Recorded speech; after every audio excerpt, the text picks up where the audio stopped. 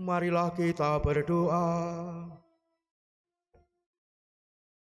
Allah Bapa yang Maha Baik, Engkau telah menunjukkan kepada kami jalan hidup yang benar, supaya kami tidak tersesat. Semoga selama masa tobat ini kami sungguh-sungguh mengarahkan diri untuk selalu berada di jalan putra-Mu, yaitu jalan keadilan, kejujuran, kedamaian, dan cinta kasih. Sebab Dialah Tuhan pengantara kami yang bersama dengan Dikau dalam persatuan Roh Kudus, hidup dan berkuasa, Allah sepanjang segala masa.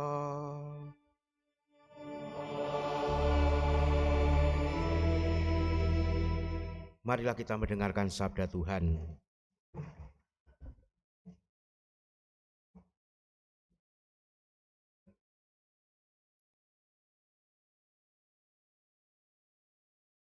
Bacaan dari Kitab Keluaran.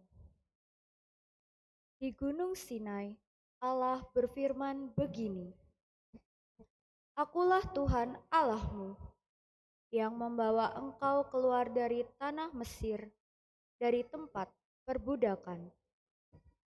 Jangan ada padamu Allah lain di hadapanku. Jangan menyebut nama Tuhan Allahmu dengan sembarangan. Sebab Tuhan akan memandang bersalah orang yang menyebutnya namanya dengan sembarangan. Ingatlah dan kuduskanlah hari Sabat. 6 hari lamanya engkau bekerja dan melakukan segala pekerjaanmu. Hormatilah ayah dan ibumu, supaya lanjut umurmu di tanah yang diberikan Tuhan Allahmu kepadamu. Jangan membunuh, jangan berzinah, jangan mencuri, jangan bersaksi dusta terhadap sesamamu, jangan mengingini rumah sesamamu, jangan mengingini istrinya atau hamba sahayanya, lembu atau keledainya, atau apapun yang dimiliki sesamamu. Demikianlah sabda Tuhan.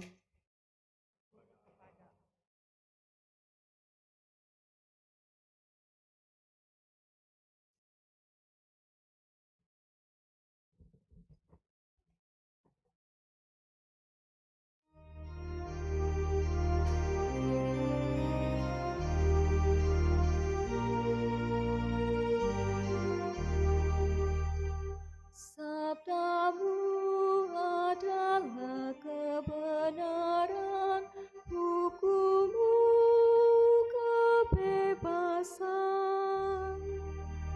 Sabdamu adalah kebenaran, hukum-Mu kebebasan. Sabda Tuhan sempurna, menyegarkan jiwa. Peraturan Tuhan teguh, membuat tarif orang bersahaja. Titah Tuhan tepat, menyenangkan hati. Perintah Tuhan jelas, membuat mata berseri. Sabdamu adalah kebenaran, hukum-Mu kebebasan. Hikmat Tuhan baik, tetap selamanya. Keputusan Tuhan benar, adil selalu. Lebih indah daripada emas murni, lebih manis daripada madu lebat. Sabdamu adalah kebenaran, hukum-Mu kebebasan.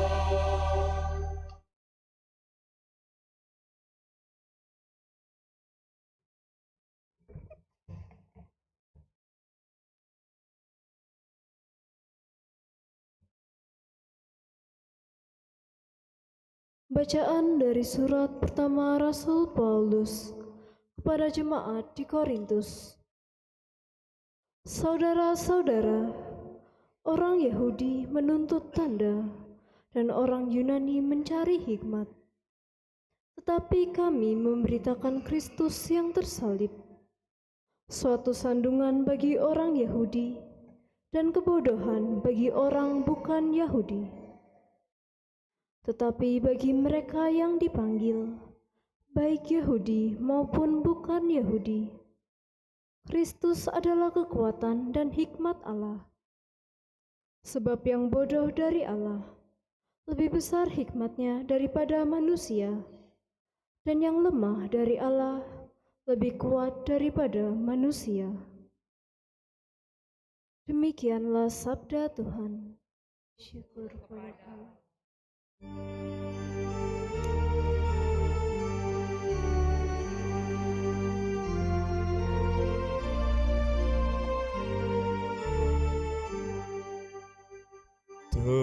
Terpujilah Kristus Tuhan, Raja mulia dan kekal. Terpujilah Kristus Tuhan, Raja mulia dan kekal. Begitu besar kasih Allah akan dunia, sehingga Ia telah menganugerahkan anaknya yang tunggal. Terpujilah Kristus Tuhan, Raja mulia dan kekal. Tuhan bersamamu.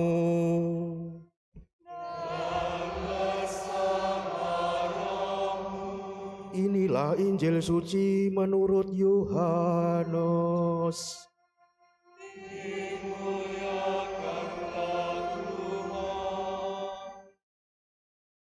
Ketika hari raya Paskah orang Yahudi sudah dekat, Yesus berangkat ke Yerusalem. Di halaman bait suci didapatinya pedagang-pedagang lembu, domba, dan merpati, serta penukar-penukar uang duduk di situ. Yesus membuat cambuk dari tali, lalu mengusir mereka semua dari bait suci dengan semua domba dan lembu mereka. Uang para penukar dihamburkannya ke tanah dan meja-meja mereka dibalikkannya.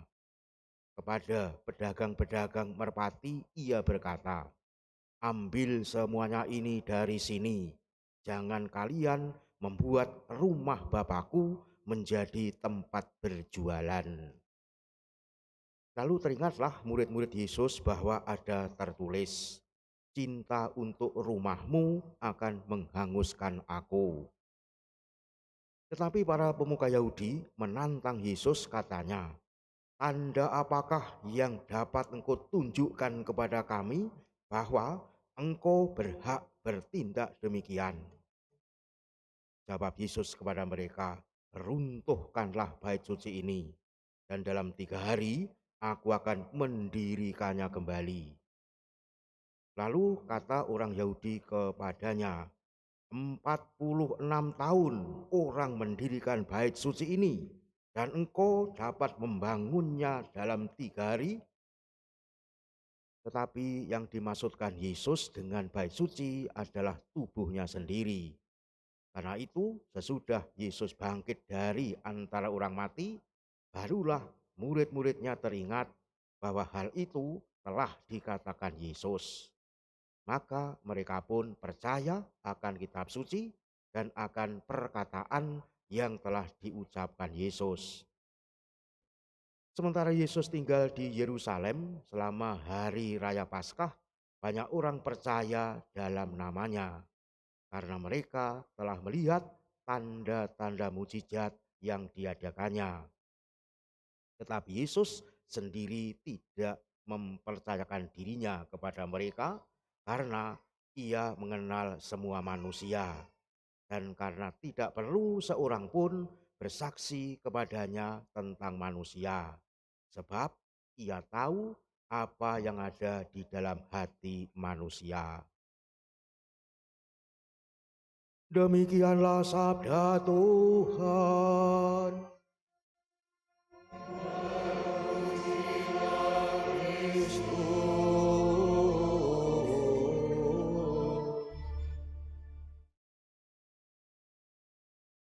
Saudara-saudari yang dikasihi Tuhan, perikop Injil Yohanes bab 2 ayat 13 sampai 25 yang diperdengarkan pada hari Minggu Prapaskah ketika ini dalam kitab suci diberi judul Yesus menyucikan bait Allah. Tindakan Yesus itu terjadi di bait Allah Yerusalem. Pembersihan bait Allah yang secara dramatis dilakukan oleh Yesus ini dipandang oleh para muridnya sebagai tanda nubuatan tentang Mesias yang menyucikan dan memulihkan ibadat sejati dan kekudusan di antara umatnya. Dengan cara itu, bait suci dikembalikan pada fungsi yang wajar dan normal sebagai tempat bersemayamnya Tuhan di tengah umatnya. Saudara-saudari yang dikasihi Tuhan, setelah Tuhan membebaskan umatnya dari perbudakan di Mesir dan memberi 10 perintah Allah sebagai pedoman moralitas bangsa Israel, Keluaran bab 20 ayat 1 sampai 17 yang kita dengar dalam bacaan pertama tadi, Tuhan memberikan perintah kepada Musa untuk membuat kemah suci atau kemah pertemuan. Keluaran bab 39 ayat 32, ayat 40 dan bab 40 ayat 2.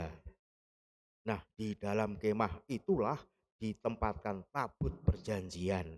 Dan di dalam tabut itu tersimpan 2 loh batu dengan inskripsi 10 perintah Allah. Di sekitar kemah itulah bangsa Israel berkumpul untuk mempersembahkan kurban dan beribadah kepada Tuhan. Saudara-saudara yang dikasihi Tuhan, dan setelah bangsa Israel hidup mapan di tanah perjanjian, kemah pertemuan itu kemudian digantikan dengan bait Allah di Yerusalem yang berfungsi sebagai gambaran dan bayangan dari apa yang ada di surga. Ibrani bab 8 ayat 5. Artinya sesuai dengan nama bait Allah berfungsi untuk membawa umat pada kekudusan, sebab di dalamnya bersemayamlah Allah. Maka ketika Yesus melihat fungsi tersebut dirusak oleh kegiatan jual beli, sehingga perhatian umat tidak lagi tertuju pada Allah, Yesus tergerak hatinya untuk melakukan pembersihan. Caranya, ia membuat cambuk dari tali, bukan dari kawat, apalagi kawat berduri. Ia mengusir para pedagang hewan beserta hewannya dan para penukar uang keluar dari bait Allah. Dengan tegas ia berkata, ambil semuanya ini dari sini. Jangan kamu membuat rumah Bapakku menjadi tempat berjualan. Pembersihan ini dimaksudkan untuk mengembalikan fungsi yang wajar dan normal bait Allah seperti yang dikehendaki Allah. Saudara-saudari yang dikasihi Tuhan, menyaksikan tindakan Yesus demikian, para murid langsung mengaitkannya dengan kata-kata dalam kitab Mazmur bab 69 ayat 10. Cinta untuk rumahmu menghanguskan aku. Kata-kata ini ditangkap sebagai nubuat tentang Mesias seperti yang dikatakan Nabi Maleaki. Ia mentahirkan orang Levi, menyucikan mereka seperti emas dan seperti perak supaya mereka menjadi orang-orang yang mempersembahkan kurban yang benar kepada Tuhan dalam kebenaran. Maleakhi bab 3 ayat 3. Jadi memang ada hubungan yang erat antara Mesias dan kekudusan bait Allah. Saudara-saudara yang dikasihi Tuhan, tetapi para penguasa Yahudi memprotes tindakan Yesus itu. Mereka menuntut bukti bahwa Yesus punya wewenang sah untuk bertindak demikian.